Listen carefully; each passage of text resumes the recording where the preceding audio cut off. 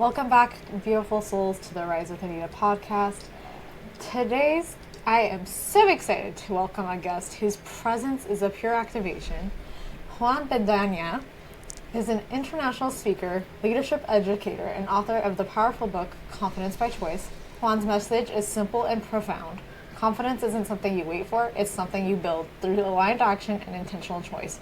With a dynamic blend of storytelling, science, and soul, Juan helps others, essentially the next generation of leaders, cultivate unshakable self-belief and live from their highest potential. Whether you're stepping into a stage, into a new season, or into a deeper version of yourself, this episode is here to remind you that confidence is your birthright and it starts within. So let's take a breath, deep drop in, and let the conversation awaken this part of you that is ready to lead boldly, love deeply, and rise fully. Let's rise together. Welcome, Juan. Amazing intro. Well done. I am blown away. Thank you for having me. And thank you for that extraordinary lead-in. Well, I'm honored to have you. Like I said, we were chatting offline, and I have actually read the book, which, I give myself props because it just came out Tuesday. Yes. Yeah, very impressive, actually. Very. And let's go ahead and dive right in. Take us back to that version of you that was, as you put it, broke, girlfriendless, living on your friend's couch in California. What was life like during that season? Confusing. I remember I was at the time living in Canada because I'm originally Canadian and moved to America a few years ago. But I was the kid in school that put off growth and put off getting better. And I said, I'll figure that out one day. And then what happened is when it came to apply to different colleges and universities, while all my friends had options, I didn't. And I couldn't get into any schools. And I got into a community college that basically accepted me with failed grades. And I did a year and a half of that, dropped out. And I needed to do something. I knew something needed to change, but I needed to participate in that change. I needed to participate in that rescue. So I put my last $600 on a credit card and bought a flight to California to stay with my friend Luis. True story, to live on his couch, to literally just be surrounded by high performance. I was like, I want to be around someone that's actually improving themselves and doing great things. And I was like, I want to be in that energy. And I flew and I spent 6 weeks there. And at this time, I was depressed. I was overweight. I had developed binge eating disorder. I basically had $0 in my bank account and felt like I had ran out of options. And it was the first time that I saw someone that wasn't in effect of their life. They were affecting their life. Like they were the ones that were actually doing something about it. And he didn't have great circumstance. Luis had clinically diagnosed ADHD. He was told that he would never amount to much. Despite all that, he went to college. He became one of the top memory experts in the world, competed, won a show on Fox, won a 6-figure contract, like this whole thing. And I was like, oh, okay, he decided to affect life, not have life affect him. So that was sort of the first semblance of what I learned about growth and not only confidence is like, you have to participate. You have to be a part of it, And yeah, that was when I was 19 years old, and I really never looked back after that trip. Incredible. And can we just take a moment, because the fact that you were 19 and you're like, life sucks right now, but let me learn how to make it suck less is essentially so mind-blowing, because if you think about it, most 19-year-olds are like, I'm not going to be on this growth trajectory. They're still not. Let me party it out, figure out the phase. And for you to be like, okay, I'm already at my low point. How do I turn this around? Is very incredible. And I just want to take that moment to nod to you, because you are fairly young. Yeah, no, I appreciate that. And honestly, it was because of a pretty significant low point that sort of woke me up to something needs to change. I think the scariest thing is someone that lives kind of an okay life. Yes. that's good, that has some money, that goes on one vacation, like that's scary because it's comfortable. And when we're comfortable, it's sort of our hall pass to say I don't need to grow. Like I remember waking up with debilitating anxiety and stress that I wasn't going to be able to pay rent. I remember that feeling viscerally. And sometimes we lose that level of drive because we don't have like a fire under us saying like you need to go. So I think that origin, the reason why I was able to like make that decision was because of the pain. Of course, I wouldn't wish pain onto anyone, but I think like adversity and challenge actually is a blessing. And the scariest version of life is the one with no challenge and no adversity, because that person does not understand what grit is. That person does not understand what resilience is. That person does not understand what hard work is. And we're living in a time right now that just gives out participation ribbons just for showing up, which I think is the most toxic thing people can do for confidence in the world. It is we're destroying the self-confidence of kids today by telling them that you are enough just because. That's actually not true. In a society where we pray, like you win awards, you win the game, you win the NBA finals, you get the prize, you have the exit in business. Like, no, you don't. You're not enough and extraordinary just for showing up. Like, here's the difference. It should be, I'll still love you when you show up. That should be it. Not you're good enough and here's a participation ribbon, because you're not. Sometimes you say you're going to run a 5K and then you run 1K. You shouldn't get a medal for that. It's a little bit of a hot take, but too many people think that they should be praised for no reason and they don't earn it. And confidence is something that we actually need to earn. We earn proof. We earn confidence with ourselves by doing the things we said we were going to do. That's how we build self-worth. That's how we build self-esteem. So I think the blessing was the challenge. And I just happened to have it at that age where I was, 75 pounds overweight. I had binge eating disorder, then turned to alcohol and was drinking 3-4 times a night, mostly blacking out every single night. And I like that being taken in an ambulance to the hospital for alcohol poisoning. Like I wouldn't have known that I wanted to head in another direction if I didn't go through that challenge, Absolutely. I think a lot of times what happens with us is it's those challenges that end up being our growth cycles. And if we don't have any challenges, it ends up, you live a very mundane life, as you were just saying. And it's, for me, what comes to mind is that like concept of when you're too comfortable, you're playing small, essentially. So, beautiful. Going back to that phase, though, what emotions were you mostly dealing with on a day-to-day, aside from depression? What was your inner dialogue kind of looking like? Worry. It was complete worry of, what if this doesn't work? What if I fail? What if they don't like it? What if I fall short? What if I have to move back in with my parents? What if I insert doom thought here? And what I've realized is that worry is just the prediction of a negative outcome. Excitement is the prediction of a positive one. So I realized that I was just trying to predict a future that hadn't even happened yet. I was just worrying is just predicting the future. It's like, no, you're not worrying about the speech. You're worrying that it's not going to go well. You're not worrying about the business. You're worrying about the fact that you're going to make no sales. You're not worrying about the podcast. You're worrying that no one's going to listen. You're going to get 3 downloads and 2 of them are going to be your parents. So like I realized I was like, oh, I need to stop worrying, but you can't just stop worrying. It's not that easy. You need to replace it with something else. And I needed to replace it with, what am I moving toward?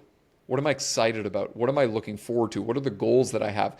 Because once I changed my frame of thought to, instead of worrying about the future, I'm going to go out and try and create it.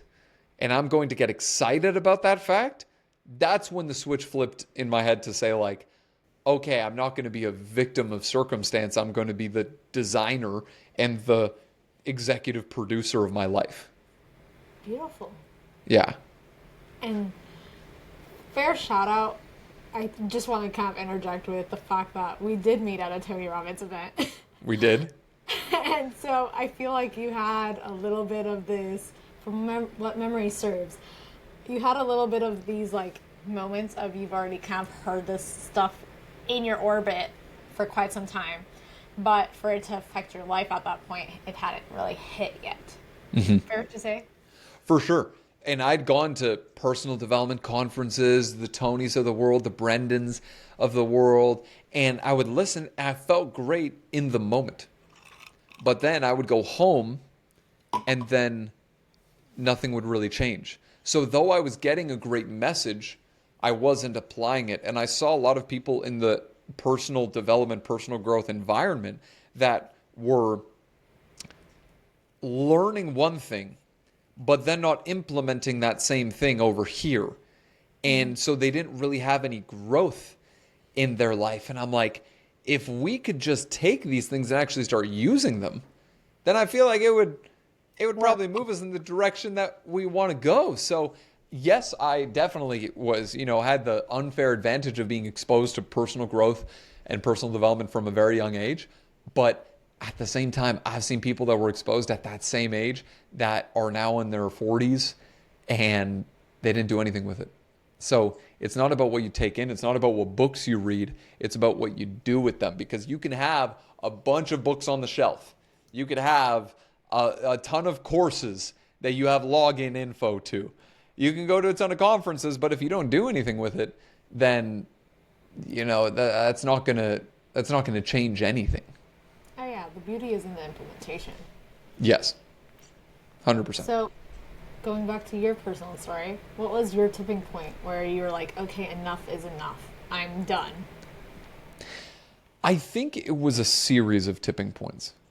People talk about this one moment where everything changed. Sure, I remember, stepping on the scale, I was 75 pounds overweight. I remember waking up in a hospital room seeing blood on my shirt because I'd coughed up blood and wondering where I was. I remember those moments vividly. But I think it was an accumulation of those moments that really set in motion what was then going to be the journey of getting out of that place and seeing all my friends get great jobs. And I remember logging in. I wish I had the screenshots. I think I still do somewhere.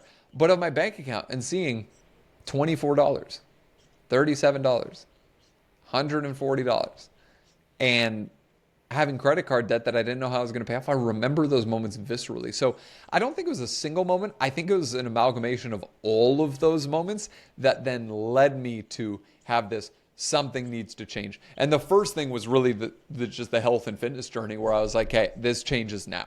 And I became a psycho. I was doing 75 hard before that actually was a thing. I literally did. And when I went to California, I did 2 workouts a day. I only ate steamed vegetables and eggs. I do not recommend this as a diet. This was probably a horrible idea. I just didn't know any better. I would literally have 2 pounds of steamed vegetables 3 times a day. That's what I ate. It was crazy. That's what I ate. I worked out 2 or 3 times a day. And I just went so obsessive in terms of the commitment. And what happened was I started to see results. And here's the crazy part. When you start seeing results in your life, it actually gives you the motivation you're looking for at the beginning. When you start seeing results in one thing, it starts to give you the drive that you wanted at the beginning of the thing. So that's when I was like, oh, I do hard things. So that gives me results, and the results give me that boost that I'm looking for. That boost that I'm looking for gives me more energy to give the result. That's when I tapped into I was like, oh, great. I just need to get results. And that comes from taking action. So I just need to continually do that over and over and over again. And it's going to reach me to my desired outcome. And there's still versions of that play out to this day. So I would say it was a culmination of moments, for sure. Not a single moment in time. Beautiful. And basically what you just described was the momentum cycle is what I would call it. Mm-hmm. Get momentum in one area, it starts to bleed through in all other areas of your life. For sure. And that's you can borrow momentum or borrow confidence from different areas. Like if you crush it in relationships, but you're horrible with finances, like borrow some of the mindsets and some of the beliefs you have over here and bring it over there. Like it's everyone has an area of their life where they're like, I actually feel pretty solid here. I feel pretty good here. So like borrow some confidence, borrow some skill set, borrow some belief from this area and put it over here. Absolutely. So what would you say to that version of you now? I would, that kid, what he needed to hear is like, it's up to you.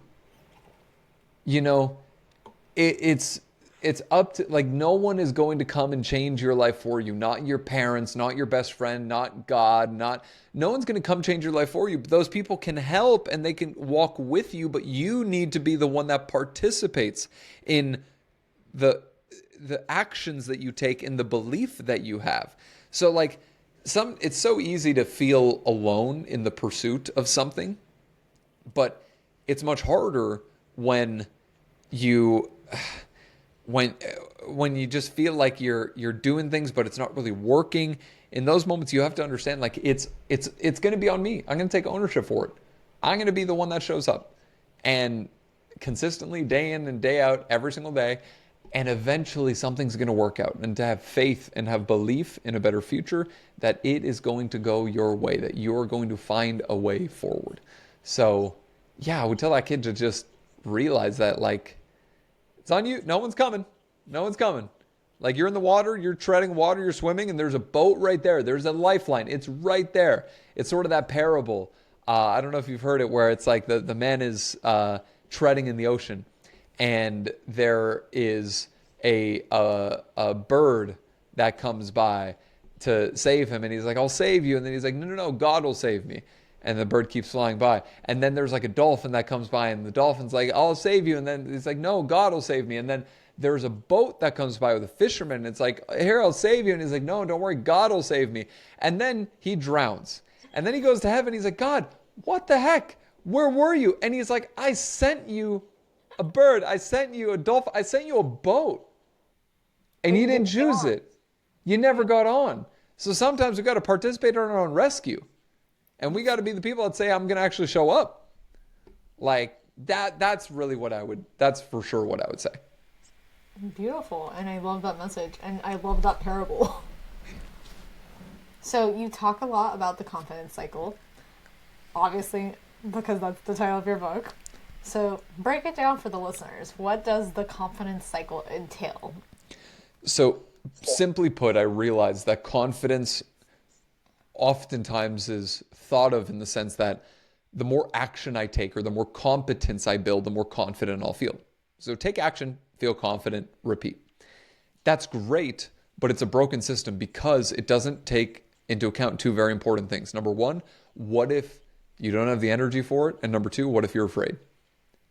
A lack of energy and a lack of courage are the reasons that hold people back from actually taking the action and getting in the game of confidence. So the first step, or the first micro step in the cycle, is really generating and sparking a level of energy. That is the first step, because the hardest part of a run is tying your shoes. The hardest part of an engine starting is the spark, is the ignition. So we need that ignition at the very beginning in any area of our lives. Once you have enough energy, it facilitates courage, which courage is your willingness to put yourself into the moment of fear. Once you have enough courage, it then leads you to take a step, to take an action, which then ultimately leads to giving you proof that, wow, I am this kind of person. I can do this thing. This is awesome. But what people miss so often is the first two steps, is generating energy. And having that energy facilitate courage. That courage facilitates action. That action gives you a result. And then it really reinforces the cycle over and over and over again. Challenge is people try and just take action, and they're too tired, and they're afraid. You know, most people don't go for another level in life because they're too tired at this one. So in order to build confidence, we have to build a level of energy that is far beyond where we are today. That's the 30,000 foot view of the confidence cycle. I love this. And for the record, because I know some of my listeners either sway very woo or they don't. Yes. So when you say energy, what do you specifically mean? Are we talking physical state or that like mental energy have that spiritual side to it? So all of the above. You know, people think when they think of energy, they think the water that I drink, the food that I eat, how I move my body, that's great. But there also is psychological energy, which is the fact that you can think yourself into tired and you can think yourself in energy. You know, everyone has had a moment where it was the day before an exciting event, day before a birthday, and they got 2 hours of sleep, but somehow they found the energy. How'd you do that? By focusing on excitement, because excitement creates anticipation, anticipation creates energy. So there's also psychological excitement. Then there's psychological energy. Then there is environmental energy, which is the energy you feel like going to a pop-in restaurant or going to a concert or going to be in the world or the people you surround yourself with. If you surround yourself with people that are tired, you will be tired.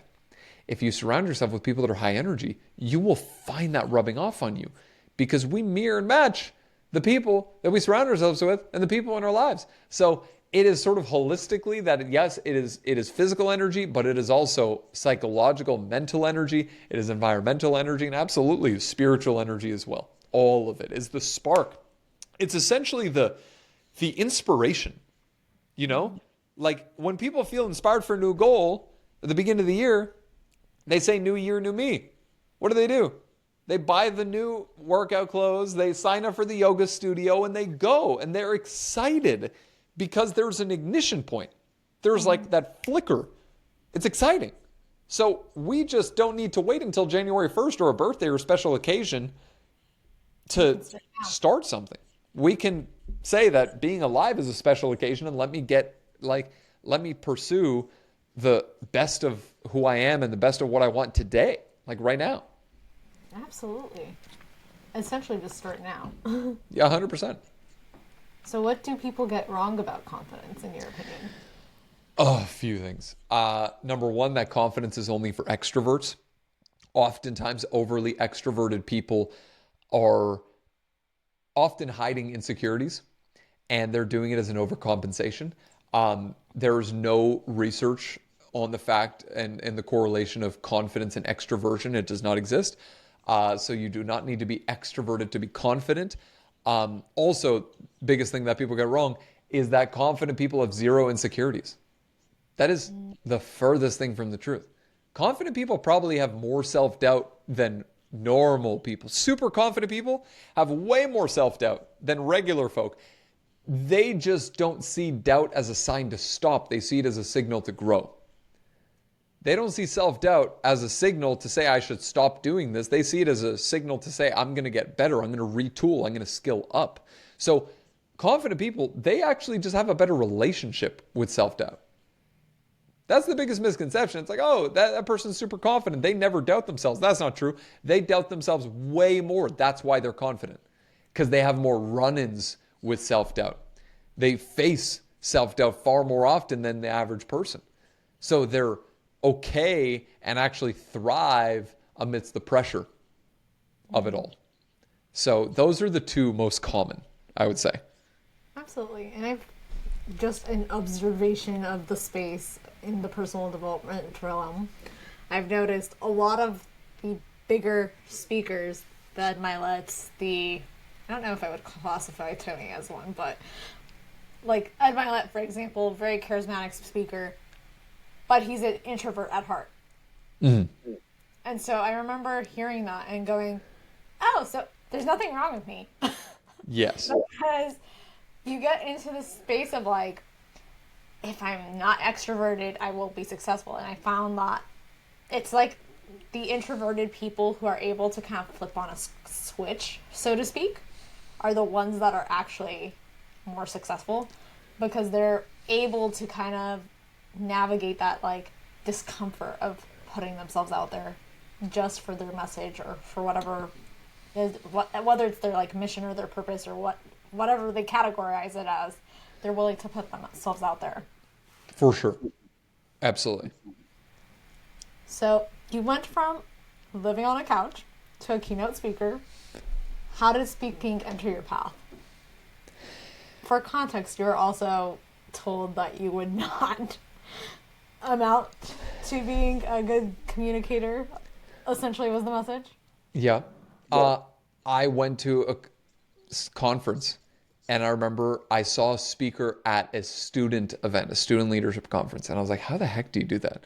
So I emailed every speaker I could find in Toronto. And I was like, how do you do this? Barely any responded. One responded. And he agreed to sit down with me for 2 hours, 2.5 hours, almost 3 hours at a Starbucks and kind of just gave me everything. And he booked me my first event, which was a mistake because I was horrible. And then it just kind of went from there. And I was like, I could obsess about this thing. And this is something I'm really excited about. This is something I'm looking forward to and something I could be excited about being bad at. And I just never looked back. I was like, this is what I'm going to do. And I still feel that where I'm like, I feel so early in the career. I was like, I'm so excited to obsess about this thing and continue to do so because it's just the funnest thing in the world. And I just love it. Beautiful. Can you walk people through the actual actions you took? Because when I heard this, I was like, this guy was like, I decided and I'm just going for it. So what did that look like for those who don't know? Yeah, I was like, okay, I want to be a speaker. So what is that going to look like? I coded my own website because this was before Wix or Squarespace or any of these amazing intuitive or AI or any of these platforms existed. And I was like, I'm going to code my own website. I don't know how to code. I'm going to figure that out. I figured out how to code. I made my own website. It was okay. And I sent 100 emails a day, 7 days a week to anyone with an email address. I apologize if you were one of them because you probably were if you're listening to this. I sent so many freaking emails. It was insane. And I got my first opportunity after probably, I would have to look back, probably after like 200 or so emails around there. I booked my first like speech, which was cool. And it was for like $250 Canadian. And I was pumped. And then that led me to doing another speech for like $100. And then that led me to doing another and another and another. And it just snowballed from there. But the beginning, I was like, I'm going to figure this out and I'm going to force my way into this career. Because I'm not a former Olympian or a former astronaut or a politician. Like, I need to be extraordinary just because. And that's going to be really hard. So how the heck do we do that? And yeah, I just never really looked back. Beautiful. One thing that really impressed me, though, and the reason I asked you to share that story is because when you finally made that decision to go into the speaking career, totally new chapter, totally new arena, essentially, of your life, but you made the decision and you just took massive action right away. And you weren't afraid of the no's, or in your case, it was literally purely getting ignored. Yes. You continued until you finally built that momentum. And once you got that one win, it led to another win and so on and so forth. And now you're doing incredible things. Yeah. And it was, quote unquote, massive action, I guess, but it was also micro action because I very much so at the very beginning focused on the next email. And I wasn't focusing on massive action would be, I'm going to send 10,000 emails this year. That's daunting. That's a lot. I'm like, I'm going to send 20 emails in the next hour. So then I was there. I was in that hour. I was present with that hour. And the next hour I was like, I'm going to send 25, 30 more. That was good. I'll take a little break. I'll go for a walk outside and then I'm going to come back. So then it wasn't even 100 in a day. It was broken up. So it was into these micro chunks where like it just became much more manageable, where it's like, I'm just going to do a little more every single day. So it really didn't feel like major, like massive action. It just felt like micro actions consistently. Absolutely. Well, consistency, I think that's a big part of winning in business and in life. Yes, it is. I was literally talking to Penguin about this, thinking about my next book will probably be something either around energy or around consistency, because it is the thing. People quit far too early. People quit right before it was going to work, right Oh, yeah. before the thing was going to happen. They quit. They let go because it's not for them, because it wasn't working. Like, it's just so soon.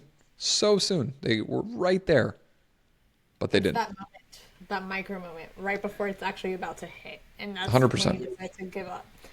I actually have a funny little story about that personally. So, in my early, when I was like 19, I guess, there you go, there's the mirroring of this conversation. When I was 19, I had this whole campaign and I was like, I'm going to sing with Justin Bieber one day. Now, I am not the best singer. I do not sound like Mariah Carey for the life of me. But I was like, if I could prove that I could do this, like, I don't even need a career in music. Like, game over, I'm good. And so I had this campaign that was literally going from like 2012 to 2014. Website, YouTube videos, you name it, the whole shebang. At it where I had literally his entire team knowing about it. I literally, like, I was on it. I was like, I'm going to make this thing happen. And I recall literally the night before it actually happened, which is this like tiny little clip of us singing, but I was like, that's all I really need. I literally had a tweet where I put out, I was like, this is stupid. I don't know why I tried. It's been 2 freaking years. And literally the following night, like 24 hours exact later, I ended up doing it. So had I really stuck to that belief of like, it's not going to happen, and I didn't follow that nudge of like, my friend was like, hey, he's at the studio, come chill, it wouldn't have happened. So it's that little like persistence moment of like, I'm going to try anyways. 100%. Things kind of just unwind. Absolutely. I could not agree more. So what did you have to unlearn to stand in a room with people looking at you with confidence and speak to them? That people are thinking of you all the time. That's what I thought. It's the furthest thing from the truth. People aren't thinking of you all the time. They're thinking of themselves. They're the main character in their movie, not yours. So, sure, speaking, it's like they're looking at you and they're just watching you for an hour. That does feel like they are looking at you 24/7, but I had to unlearn the fact that you care more about how you sound and how you're perceived than everyone else. So let that go and just go and serve and just be there for them and love the people in the room and just do that. Just do that, because you can't go wrong. You can't, like, if you just love the people in the room, you can't go wrong. That's beautiful. And I think that speaks to how usually public speaking is the number one fear most people have, even more than dying. And it's because they get into their head of, how do I look? How do I sound? What did I say the right thing? Oh my God, I just stumbled on my word. And I think a lot of times if we get out of our own way, we realize that it's about them, not about us. And even if you fumble, half the time they don't notice. 100%. So this brings us to the exact question I was about to ask, which is, what role does service play in confidence for you? I think it's one thing to build our own confidence, it's another to give it away. And I think our ultimate opportunity is to give people confidence by saying, hey, you're incredible. Hey, you're amazing. Hey, I'm glad you're a part of this team. Hey, you're an extraordinary person in my life. Like, I just want to say I appreciate you. Like, giving confidence away is so easy, but we do it so rarely that I think the role of confidence is to say, like, once you've built your own confidence, how do you turn around and be the person that can give it away? Give it to the people in your life, to your family, to your friends, to the people on the street. Just be the person that encourages people. That says, hey, like, I know I believe in that project. Yeah, I'm going to like and share everything. Just send me the link. Like, just be that kind of person. Because when you're that kind of person, people gravitate towards it. They really do. Absolutely. So how has your relationship with confidence evolved since writing the book? Oh, it's definitely created my fair share of doubts, which is ironic. a book on confidence, creating some doubts in your mind of like, who am I to write this, and am I really the expert here, and what are people going to think, and what if it's incomplete, and what if it, all of those things. So I think it's created both a level of doubt, but also a level of like, I'm serious about this topic and I am going to obsess about it. I want to keep learning about it. And it's definitely changed the way that I interact with people, and seeing like the majority of people do things because they want to feel like they matter. They want to feel valued. That's it's all confidence. Like they want to feel confident in their future. They want to feel confident in their ability. They want to feel confident in their marriage. They want to feel confident in their relationships. They want to feel confident in their own skin. Like it's all boils down to confidence. So I'm like, oh, okay, I'm really speaking to like a nucleus of the world. And it's just, yeah, it's just super exciting. Beautiful.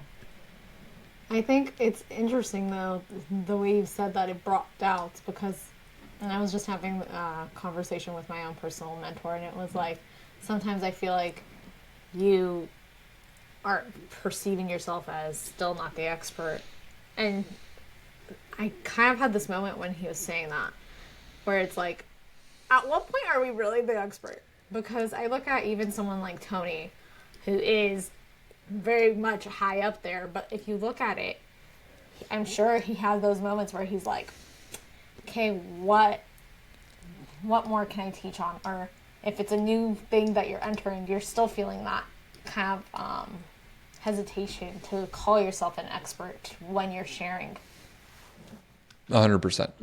Yeah, there's never, I don't think there's ever going to be a moment where someone doesn't run into, you know, a feeling of imposter syndrome or feeling like they're not enough. But the thing to do in that moment is to get better, to work on it, to excel, to improve.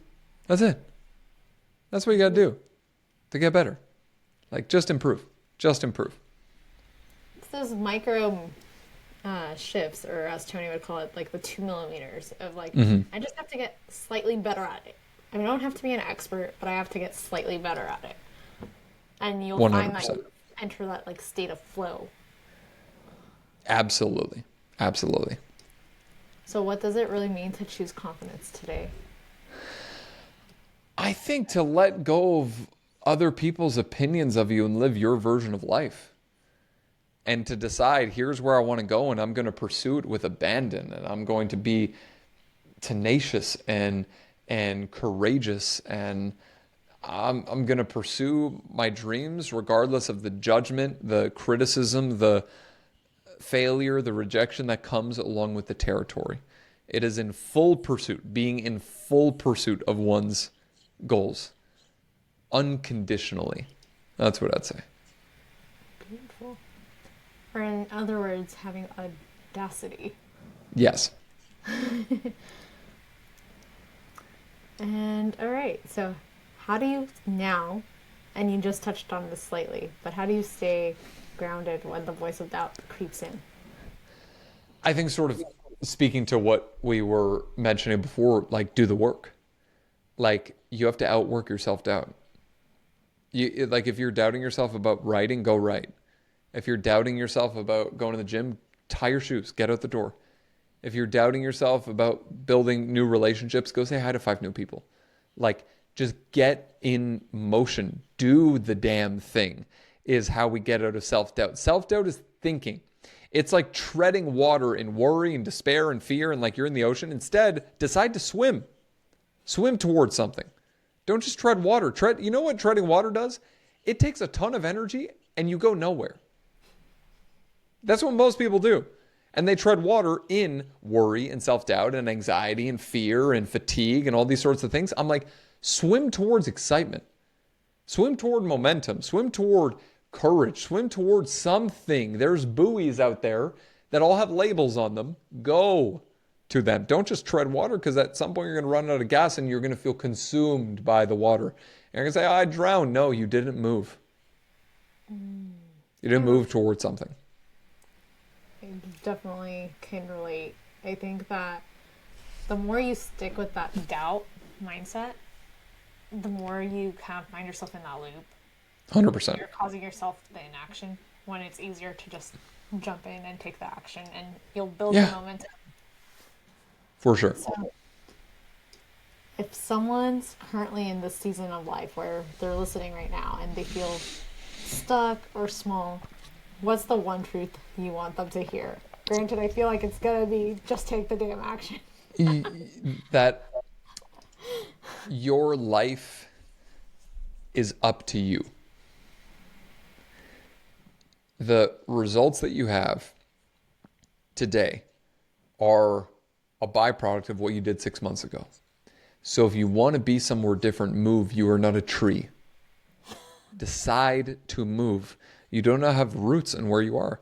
Decide that I'm gonna do something different.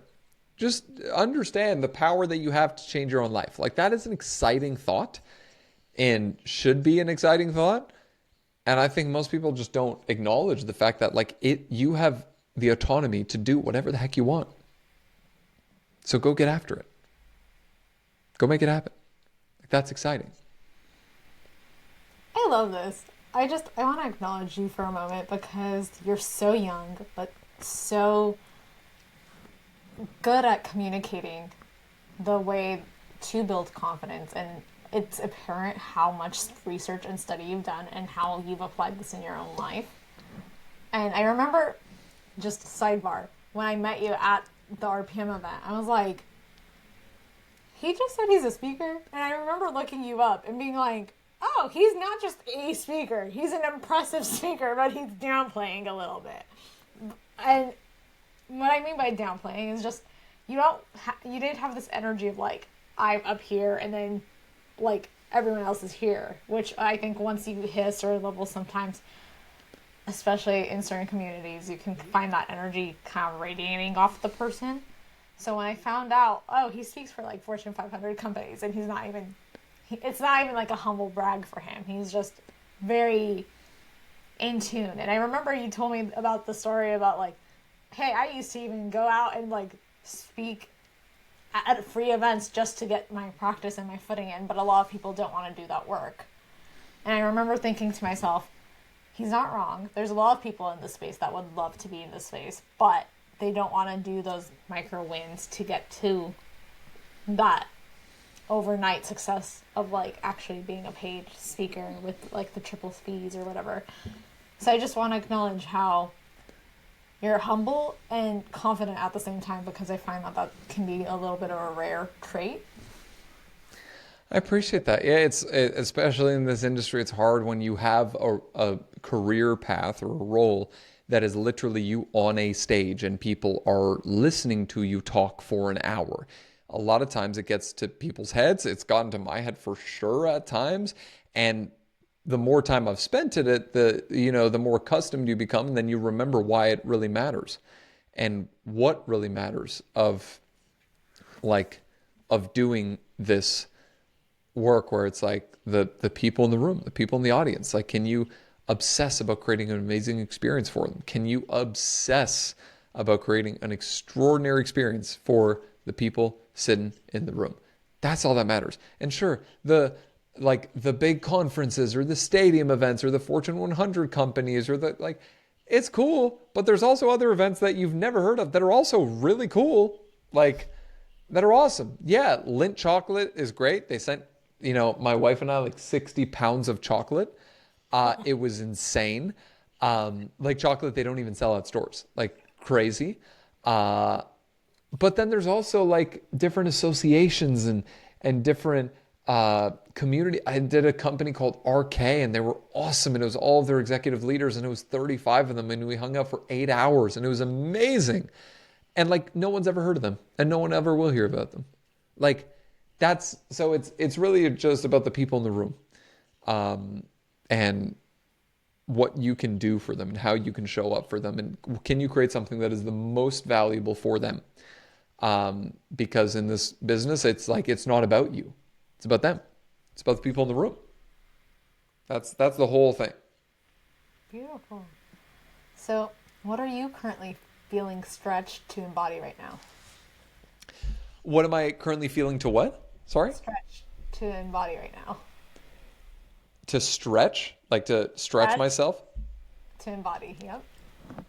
Right now, I am working on really expanding in two sorts of two lanes. One is in business of like hiring a team, offloading a lot of things that I'm doing. So hiring a full-time executive assistant and a lot of those pieces. And then in personal, doing a challenge with my wife Gabby. We're starting in a few days, like a version of 75 hard, kind of, but where it's like reading 10 pages, doing 2 workouts a day, working on a part of the keynote for 2 hours a day, just like really stretching my commitment to how I show up every single day.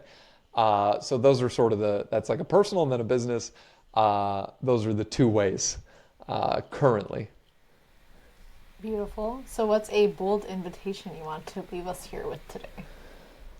Bold invitation. Move toward your best. Like there's a version of you, here's what I'll say. There's a version of you 6 months away that is awesome. And many times people will be the same or worse version of themselves 6 months from now. And they're moving either at a stagnant direction or at a decline.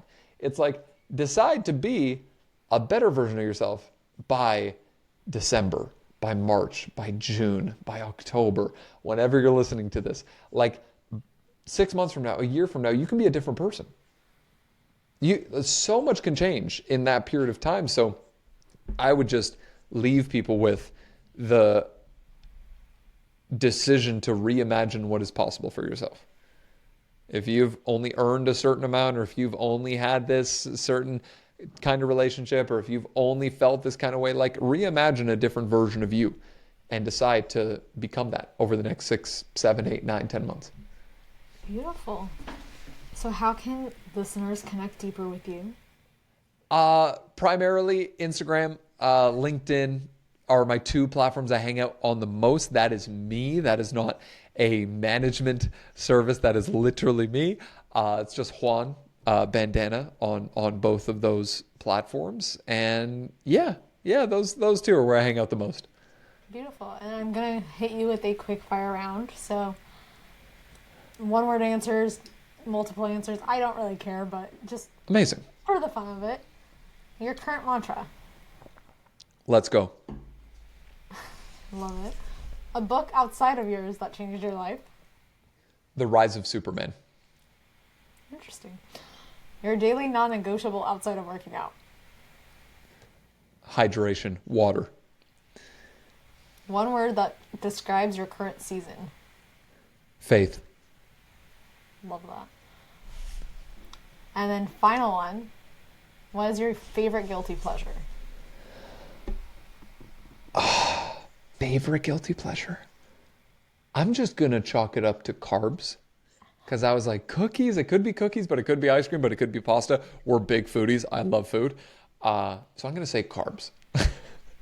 Actually, I'm going to hit you with one more because I usually start this as a opening question. What is currently bringing you joy? Oh my gosh. Spending time with my wife. Spending time with my friends. Spending time with my dog. The people in my life are, yes. Beautiful. I'm so honored to have you on this podcast.